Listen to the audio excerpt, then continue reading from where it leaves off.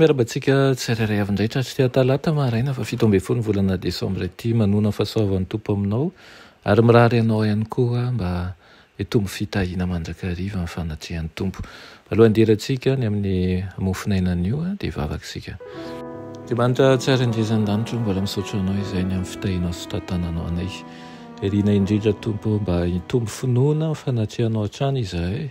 Ka tsy salasala indrindrandrindra ny amin'ny fitantananao, ny amin'ny fankahirezanao, ny amin'ny ho avy satria ianao efa nitatana anay ny amin'ny lasa.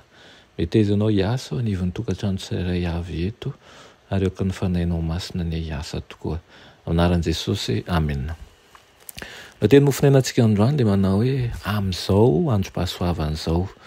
Nalaina amin'ny Koritiana 2:1-2 manao hoe tamin'ny taona fankasitrahana no niainoko anao ary tamin'ny andro famonjena no namonjeko anao. Indro ankehitriny no andro fankasitrahana, indro ankehitriny no andro famonjena. Amen. Inoantsika tsy ampisalasalana fa tena ho avy tsy ho ely Kristy. Tsy hanganongano no andraisantsika an'izany fa zava-misy tokoa. Tsy misalasala isika ary tsy mbola nisalasala mihitsy hatramin'izay fa maneho ny famarinana ankehitriny ny fampianarana izay torintsika.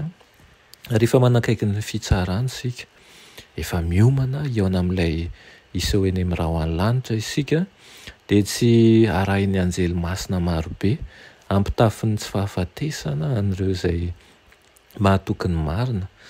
Tsy ho avy mba hanadio ny otantsika izy na hanaisotra ny tsy mety ao amin'ny toetrantsika na koa nasitrana amintsika amin'ny kileman'ny toetrantsika. Efa totoso izany asa izany mialohan'ny aviany.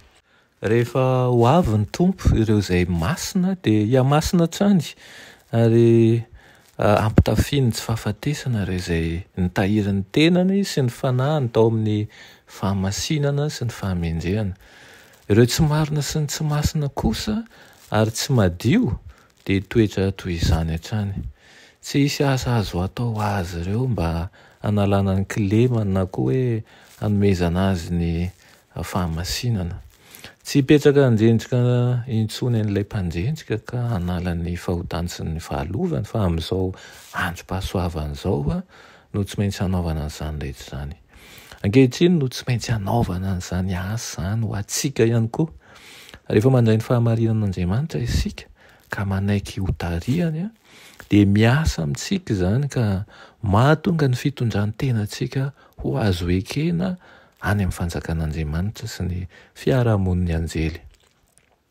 Ao amin'ny trano fiasan'Andriamanitra isika ankehitriny, maro amintsika no vato tsy mbola voapaika. Rehefa miorina ao anatin'ny fahamarinan'Andriamanitra isika dia miasa amintsika ny hery mahatao-na ananany ka manandratra antsika sy manala ny tsy fahatanterantsika sy ny otantsika na tohionina izany na tohionina.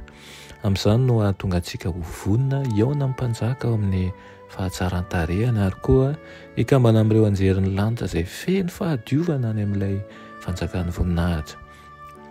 Etỳ no hanaovana an'izany asa izany ho antsika. Etỳ ihany koa no hanomanana ny tenantsika sy ny fanahintsika ho amin'ny tsy fahafatesana.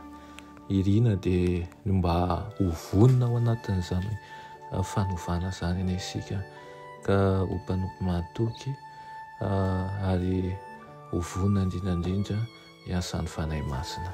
Amen. Tompo malala ao misaotra anao izay ny amin'izany teninao izany. Irina tokoa izahay mba tsy ho very anjara fa ny herinao sy ny sitraponao aminay any ho tanteraka tokoa. Aminaran'i Jesosy. Amen.